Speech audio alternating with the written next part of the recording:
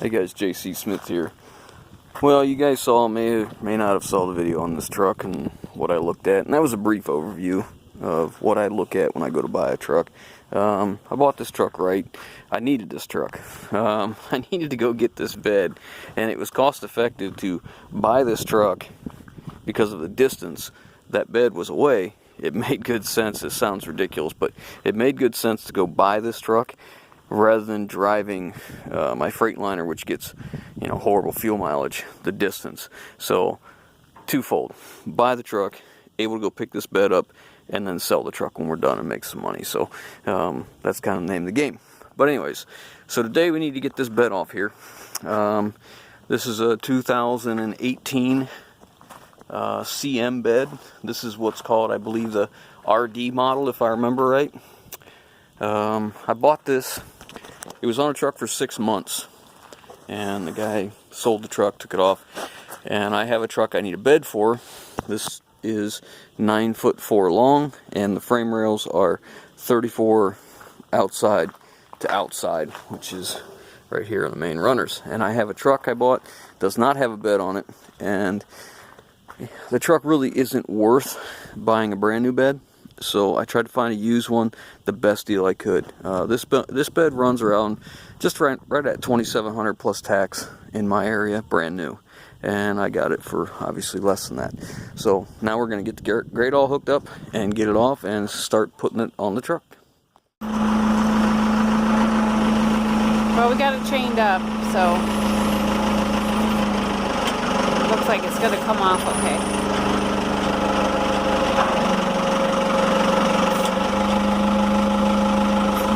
But he finally found a bed for a good price because he's been stressing over it. And he didn't want to buy a new one, which I don't either.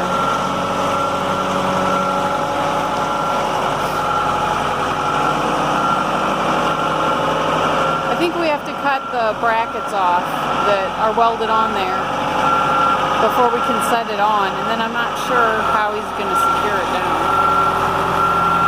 I know he knows, I just don't know.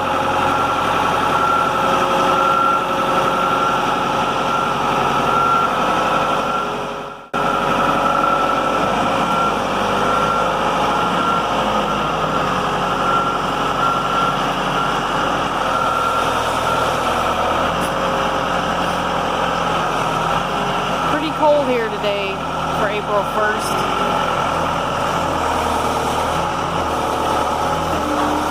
I think it's like 32, but it feels like 22 right now. I'm definitely ready for spring.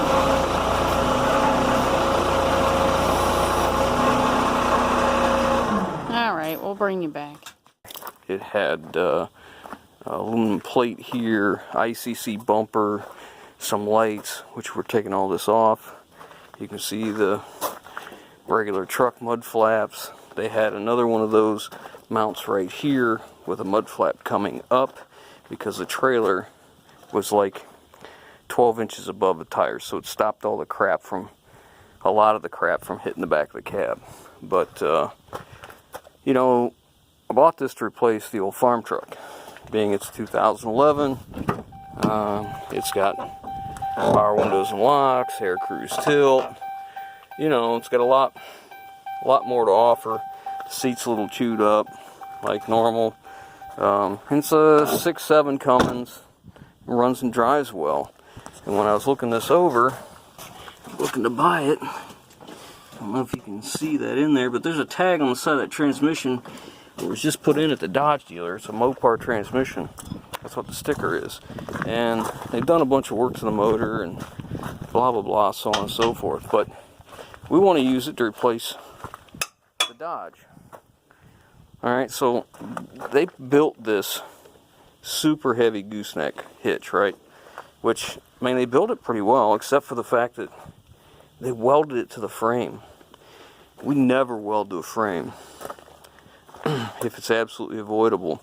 So now I've got a bed I want to put on, and I'm not going to be able to use that, and these are in the way. So my dilemma is, do I take a grinder, cutting wheel, and cut all this out and remove it and make installing the bed that much easier, or do I just raise the bed an inch, cut it off here on each side, and just lay it on top and put a spacer in there. That's my dilemma. So here's the bed that we got that I showed you. I got all the brackets cut loose.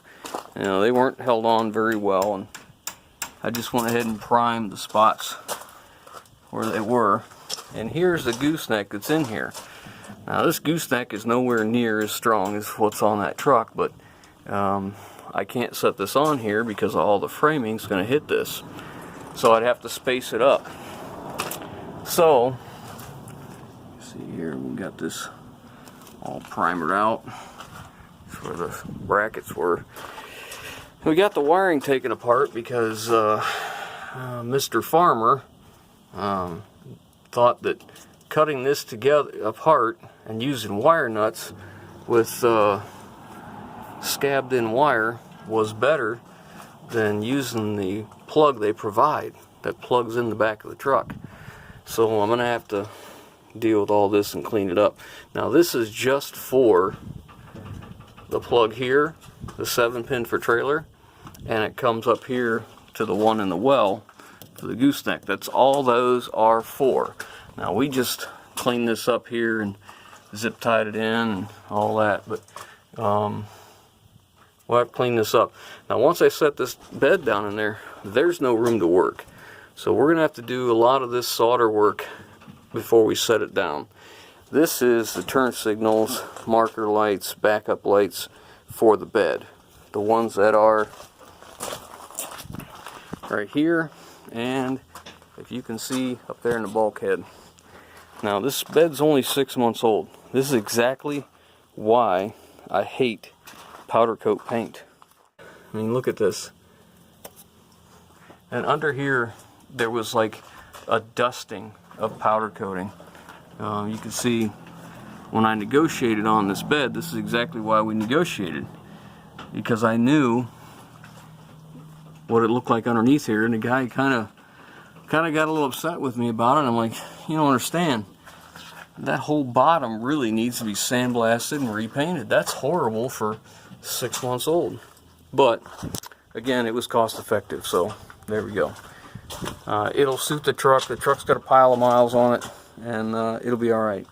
But so now I have to decide what I'm going to do, and I really think I'm going to cut the welds all out, all the way around, and remove this, because we could use this on something else later.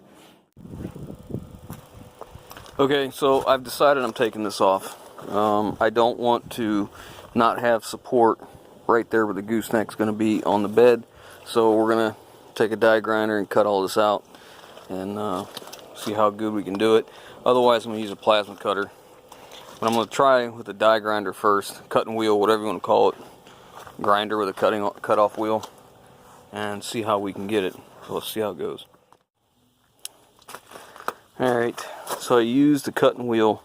I started with the plasma cutter, but I was just too worried I was gonna nick the frame or get into it, so I just quit, and I just used the cutting wheel and came in sideways, pretty close. I mean, look at that. That's how much metal is left. You know, I might have kissed the frame a little bit here or there, but nothing's gonna hurt anything.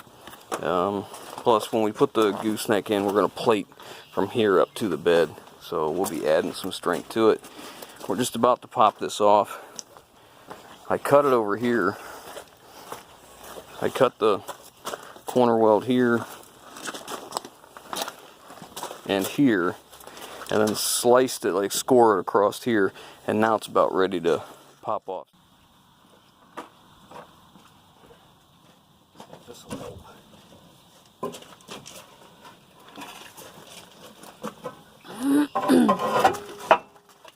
Oh my. There we go. Watch yourself. Watch yourself, okay. That's a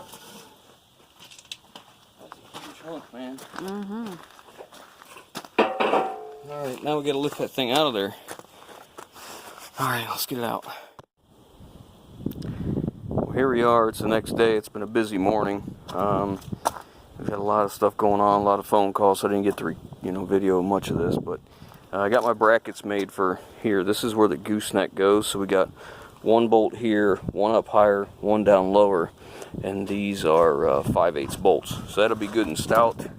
It's going to mount back here in these two holes also, and then we have these plates we just made. These are 3/16 plate steel.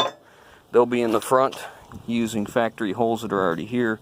Same thing on there. We just had to open up the top and bottom one just a little bit because they were smaller. We needed a 1/2 inch hole, so I'm using 1/2 inch grade 8 bolts. So now I need to take this fuel line down here, that nut loose that holds the fuel line in place. So I gotta take that apart and open that bottom hole up so we can get this bracket in here. Alright, so these are my brackets. These two are for right where the gooseneck is. These two are for the front. These are just kind of obligation brackets.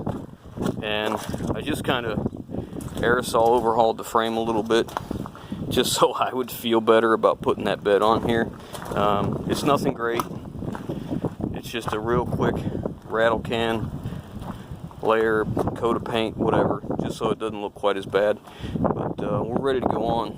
What we're going to do is we're going to bolt all our brackets in place, the two right above the wheel and two in the front. Then we're going to set the bed down. We'll bolt the back in place right here, and we're going to weld the front ones to the main frame. So we're gonna weld them so they're good and they're strong, but not to where it's a nuisance when we're ready to take that bed off. But let's get going on that. There it is, all done. Got beds on, all the wiring's done. Cleaned up the frame a little bit, gave her a little paint job. Looks a lot better than it did, that's for sure. Got all the LED lights working here. Turned out pretty good. Got the hitch on. Of course, the side-by-side's on. The big push for this was Brandon's taking this thing. I'll turn these on for you. Got nice bright, they're clear LEDs.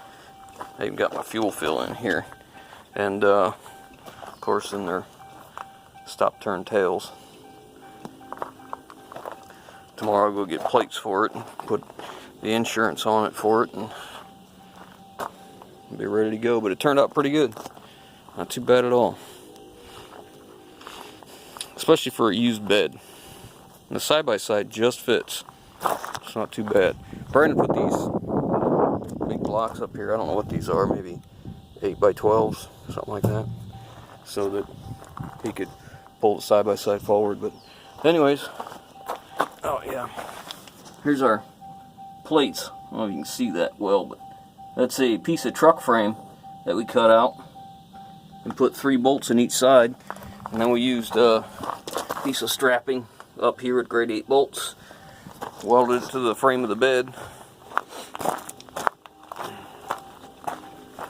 Did the same thing over here. Of course, there's bolts in the back.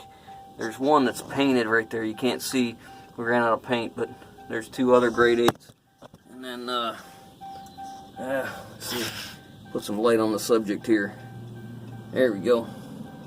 Big piece of truck frame there with 3 great big 5/8 bolts. And then,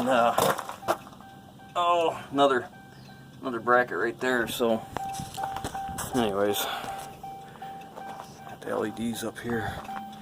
Turn all this crap off. There we go. So it's all ready to go. Needs clean, but he can do that when he gets back because I'm sure it's going to be muddy. But this is a 2011 500,000 mile Ram 3500 with a 6.7. So anyways, guys, that's all I got for now. So if you like what we're doing, give us that thumbs up. If you haven't already, hit the subscribe button, leave your comments down below, and we will catch you on the next one.